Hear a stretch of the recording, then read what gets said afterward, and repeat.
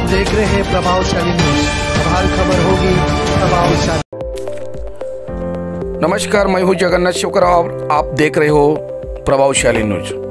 समस्त ख्रिस्ती समाज महामोर्चा द्वारा आज कल्याण में एक मीटिंग का आयोजन जीतू भाई राठौड़ द्वारा सफलतापूर्वक किया गया, जिसमें मुंबई में होने वाले क्रिश्चियन समाज के शांतिपूर्ण निषेध मोर्चा के विषय महाराष्ट्र से आए हुए सभी संगठन के लीडर और सभी पृष्ठ लोगों ने महामोर्चा में एक साथ शामिल होने का निर्णय लिया गया।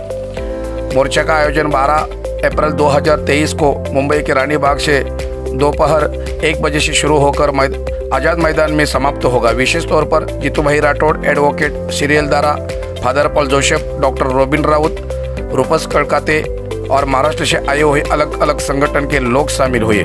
सभी को अधिक संख्या में आने का आह्वान किया गया। इस चैनल को लाइक, सब्सक्राइब और शेयर करने को मत भूलना। आप देख रहे हो प्रभावशाली न्यूज।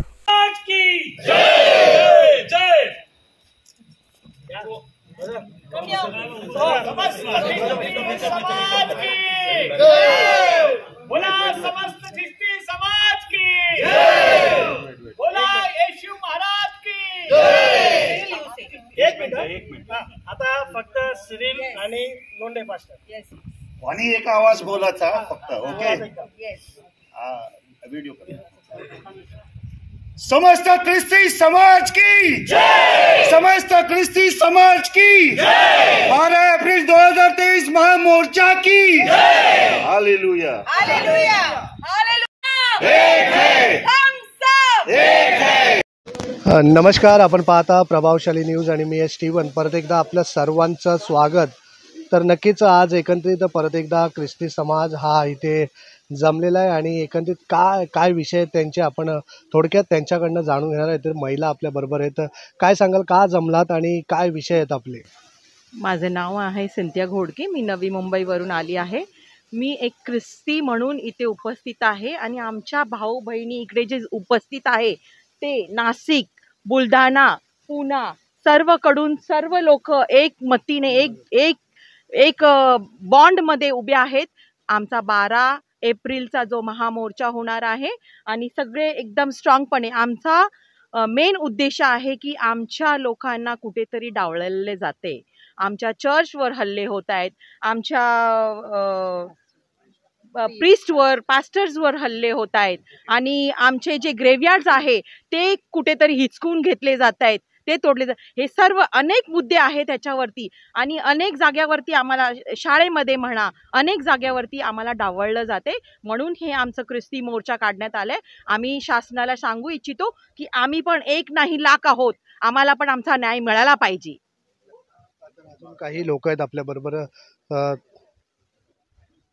तर थोडक्यात आपण त्यांची प्रतिक्रिया जाणतो, कारण की आज इथे ते सर्व जमलेले आहेत आणि एक बैठक आता सध्या झालेली आहे। एकत्रित काय सांगाल, का आपण आज इथे एकत्रित बसलेला आहात आणि आज काय चर्चा झालेली? मी सतीश मेंद्रे, बुलढाणा विदर्भामधून आलेलो आहे। आज ख्रिस्ती समाजावर जो अन्याय चालू आहे त्याच्या विरोधात आम्ही ह्या ठिकाणी पूर्ण महाराष्ट्रातून या ठिकाणी जमलेले आहोत। 12 एप्रिल रोजी एक प्रचंड प्रमाणात ख्रिस्ती समाज या मुंबईमध्ये जमणार आहे आणि जो आमच्या समाजावर जो अन्याय आहे, आतापर्यंत आमचे सांगली, सोलापूर, कोल्हापूर, नागपूर या ठिकाणी मोर्चे निघाले, परंतु शासनाने जरा देखील आमची दखल घेतलेली नाही। आणि सर्वात प्रथम मी या BJP शासनामध्ये जे ख्रिश्चन समाजावर अनेक प्रकारचे अन्याय आमच्या समाजावर होत आहे त्याचा प्रचंड प्रमाणात मी ह्या ठिकाणी जाहीर निषेध करतो।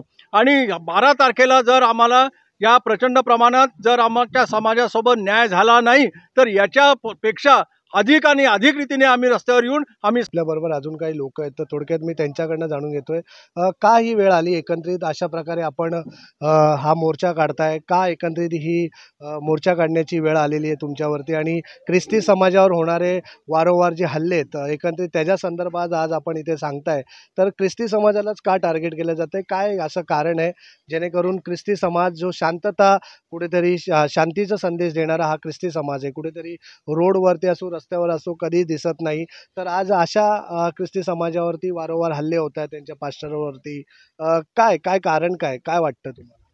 ख्रिस्ती समाज हा मूळतः अत्यंत शांतता आणि संयमी स्वरूपाचा आहे। जर तुम्ही 70 वर्षाचा अनुभव आणि इतिहास जर बघितला तर आरोग्य, शिक्षण आणि समाजसेवा यामध्ये सर्वात उत्कृष्ट असं योगदान जर कुठल्या समाजाने दिलं असेल ते ख्रिस्ती समाजाने दिलेलं आहे।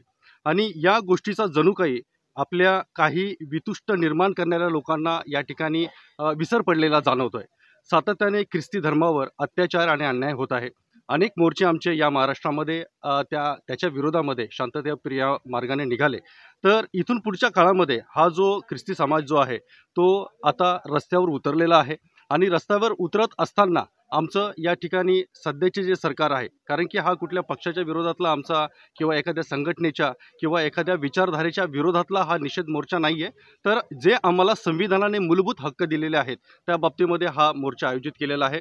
या मोर्चाचं आयोजन पूर्ण महाराष्ट्रभरामधल्या सर्व नेत्यांनी या ठिकाणी केलेलं आहे आणि 12 एप्रिलला होणारा हा मोर्चा जो आहे तो मला खात्री आहे, कुठलाही मनामध्ये संभ्रम नाही की तो ऐतिहासिक घडणार आहे, परंतु सर्व राजकीय नेत्यांनी याची नोंद घ्यावी, कारण की तो त्या ठिकाणी होणार म्हणजे चळवळ तिथून सुरुवात होणार याचा इशारा मी या ठिकाणी देत आहे। धन्यवाद। जय ख्रिस्त। एकंदरीत ज्या प्रकारे आता आपण जो एप्रिलला जो 12 तारखेला मोर्चा काढणार आहे त्याचं नियोजन कसं आहे, काय आपल्याला परमिशन वगैरे देण्यात आलेली आहे का, चर्चा वगैरे झालेली आहे का?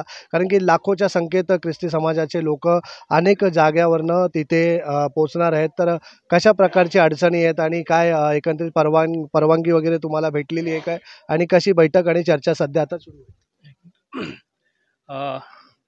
धन्यवाद। ॲक्च्युली ही जी 12 तारखेची जी मोर्चा आहे तसं ऑलरेडी सगळ्यांनी सांगितलेलं आहे आणि परिस्थिती ख्रिश्चन लोकांची पूर्ण भारतामध्ये फार कठीण परिस्थिती आहे। आम्ही या देशाचे भूमिपुत्र आहोत। संविधानाने आम्हाला अधिकार दिलेला आहे आणि इवन अनेक खोटे आरोप पास्टर्स, फादर्स, प्रिस्ट आणि अनेक वेगवेगळ्या लोकांवर करत आहेत आणि त्या प्रित्यर्थ आम्ही 12 तारखेला ही मोर्चा रॅली करणार आहोत। ही पहिली किंवा आखरी नसणार आहे, याच्यानंतर अनेक, कारण आता संपूर्ण ख्रिस्ती समाज आणि प्रत्येक डिनॉमिनेशन्स, कॅथलिक असो नॉन कॅथलिक असो, सर्वांना समजलेलं आहे की ज्यावेळेस आम्ही एकतेमध्ये येणार आहोत आणि आम्ही एकत्र येऊन सरकारपुढे आमची दरख्वास्त ठेवणार आहोत। तर आपण बघितलं मुंबई कल्याण में संपूर्ण महाराष्ट्र से क्रिश्चियन समाज के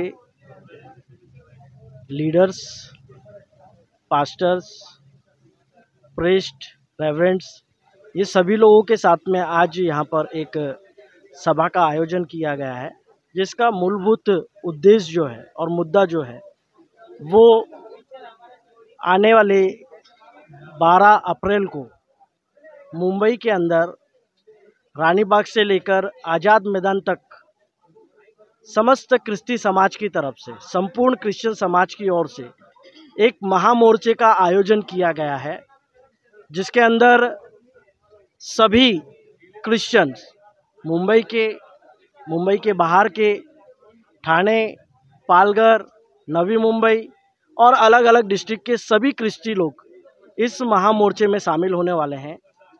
इस महामोर्चे का निकालने का रीज़न और कारण यह है कि पिछले कुछ 4-5 महीनों में या 8 महीनों में संपूर्ण महाराष्ट्र के अंदर क्रिश्चियन समाज के ऊपर कहीं ना कहीं सताव बढ़ा है। कई दफ़ा कुछ घटनाओं को मैं आपके सम्मुख में कहूँ, जैसे पुणे के अंदर एक घटना घटे, आनंदी के अंदर, वहाँ पर कुछ लोग प्रार्थना कर रहे थे, अचानक कुछ लोग वीडियो शूटिंग करते हुए अंदर आते हैं और वहाँ पर जो धार्मिक विधि शुरू है उस विधि को रोक देते हैं और रोकने के बाद में धर्मांतरण का आरोप लगाया जाता है और अलग अलग प्रकार के आरोपों को लगाया जाता है। ढाणू के अंदर एक जगह पर किसी प्रिस्ट को एक क्रिश्चियन व्यक्ति ने बुलाया हुआ है, उसके घर में वो प्रेयर के लिए गए हुए हैं। अचानक कुछ लोग आते हैं और वीडियोस निकालना शुरू कर देते हैं और बोलते हैं कि यहाँ पर धर्मांतरण का काम शुरू हो रहा है, और कुछ 500-1000 रुपये सामने लोगों के रखते हैं और बोलते हैं कि यहाँ पर पैसा बांटने आए। साधारण सी बात है, एक व्यक्ति अपनी जेब में 1000-2000 रुपये लेकर चलता ही है। 1000-2000 रुपये लेकर कोई किसी गांव का धर्मांतरण किस प्रकार से कर सकता है? और ये जो प्रोपोगंडा चलाया जाता है कि पैसा देकर धर्मांतरण हो रहा है या फिर कुछ लोभ देकर धर्मांतरण हो रहा है या बीमारियों को चंगाई करने के नाम पर धर्मांतरण हो रहा है, ऐसा कुछ भी नहीं है। हर व्यक्ति की जहाँ पर श्रद्धा होती है वो अपनी बीमारी को लेकर उस श्रद्धा के स्थान पर जाता है। तो इस तरीके के आरोप क्यों लग रहे हैं, क्या वजह है कि क्रिस्ती धर्म को बार बार बोला जा रहा है कि धर्मांतर किया जाता है, पैसा दिया जाता है, बाहर से काफी पैसा आता है और लोगों को लालच देकर इन लोग धर्मांतर करते हैं। क्रिश्चियन धर्म ही क्यों इस तरीके से काम करता है? क्योंकि लोगों में ये सवाल है, क्या वाकई में क्रिश्चियन धर्म जो शांति का संदेश देता है, क्या इस तरीके के काम करता है? देखिए, इसका मैं पूरी रीति से खंडन करता हूँ। अगर ऐसे कुछ हो रहा है तो गवर्नमेंट है, यंत्रणा है, वो यंत्रणा ने प्रूफ करना चाहिए। अब तक महाराष्ट्र में कितने केसेस है धर्मांतरण के, या कुछ लोगों को सजा हुई है क्या आज तक धर्मांतरण हुआ है ऐसी? और भारत का संविधान हर धर्म के लोगों को फेवर करता है। हर धर्म का व्यक्ति अपने धर्म का प्रचार प्रसार कर सकता है। उसी प्रकार से क्रिश्चियन समाज के लोग भी अपने धर्म के बारे में अगर कोई पूछता है या उनके फ्रेंड्स हैं, रिलेटिव्स हैं, उनको बताते हैं। इसमें किसी के पेट में दर्द नहीं होना चाहिए। और जितने दूसरे लोग हैं, हम तो उनको ये भी कहते हैं कि आप भी अपने धर्म के विषय में हमें बताइए, हमें कोई प्रॉब्लम नहीं है, हम सुनने के लिए तैयार हैं। सो कहने का तात्पर्य यह है, ये कहीं ना कहीं एक प्रकार का पॉलिटिकल एजेंडा है जिसमें समाज को विभाजित किया जाए और उसके ऊपर राजनीति कर अल्पसंख्यक समाजों को दबाया जाए और उसके ऊपर राजनीति कर कई दफा सरकार में आने की प्लानिंग्स कुछ पॉलिटिकल पार्टियों की, राजनीतिक संगठनों की होती है। उसका एक ये भाग हो सकता है, ऐसा हमारा विचार है इसमें। इस तरीके से आप लोग अप्रैल के 12 तारीख को लाखों की तादाद में आप आजाद मैदान यहाँ पर जाने वाले। इससे भी पहले कहीं क्रिश्चियन समाज के माध्यम से वहाँ पर रैली निकाली गई, वहाँ पर प्रदर्शन किए गए, मुख्यमंत्री को निवेदन भी दिया गया। फिर भी जो काम चल रहा है वो वैसे ही चल रहा है। आज भी टिक्का बिल्कुल हो रही है, सर्वधर्म समभाव करके ये कहते हैं। तो इस तरीके से पूजा भाव की वैसा लोगों के अंदर एक सवाल है, क्या है? देखिए, महाराष्ट्र के अलग अलग जिलों के अंदर लगभग 14, 15 या 16 मोर्चे हुए हैं और अच्छे मोर्चे हुए हैं, बड़े मोर्चे हुए हैं। लोग आए हैं, अपनी व्यथा को माननीय आयुक्त, कलेक्टर के पास से सीएम तक पहुंचाने की कोशिश की है। और उसी प्रकार से मुंबई के अंदर भी एक मोर्चा है। लेकिन ये ना रुकने का कारण कहीं ना कहीं मुझे ऐसा लगता है, ये मेरा शायद व्यक्तिगत मत हो सकता है, कि जो लोक प्रतिनिधि हैं, लोक प्रतिनिधि जब सामने आकर किसी पर्टिकुलर एक समाज के विषय में द्वेष भावना से बातों को करते हैं, तो उसका जो होता है इम्पैक्ट जो होता है वो रॉन्ग होता है। और फिर हर कोई व्यक्ति, जो साधारण व्यक्ति भी है, वो उस समाज को किसी ना किसी प्रकार से टारगेट करने लगता है। इस वजह से जो ये लोक प्रतिनिधियों के जो गलत प्रकार की जो समाज के विषय में टिप्पणियां हैं, धर्मांतरण के विषय में, हमारा समाज कमजोर हो रहा है, हमारे समाज को बर्बाद किया जा रहा है, या हाउस के अंदर भी ऐसी कई दफा पर ये बातें बोली गई हैं। मुझे ऐसा लगता है लोक प्रतिनिधि किसी एक समाज का नहीं होता है। लोक प्रतिनिधि सर्व समाज का होता है, क्योंकि उसे हर समाज के लोगों ने वोट किया होता है, मतदान किया होता है। इसलिए अगर ये जो हेट स्पीच है, अगर ये कहीं ना कहीं भारत में कंट्रोल हो तो सारे समाज एक रह सकते हैं। क्या लगता है कि सरकार आपकी बात मान के जो है, तो आप इस तरीके से मोर्चा निकाल रहे, तो क्या उसके सामने सरकार आपकी सब बातें मान के रखेगी? देखिए, जो हमारा संवैधानिक हक है और जो संविधान में हमें स्वतंत्रता है हमारी बात को रखने के लिए, आंदोलन मोर्चा करने की, उसका पूरा उपाय हमारा समाज कर रहा है। एकता में आकर उस चीज़ को करने की कोशिश कर रहा है। और मुझे ऐसा लगता है कि चाहे सरकार कोई भी हो, वो जिस देश में रह रहे हैं, जिस राज्य में रह रहे हैं, वहाँ के लोगों की बातों को सुनती है, क्योंकि सबसे बड़ी जनता जनार्दन ही है।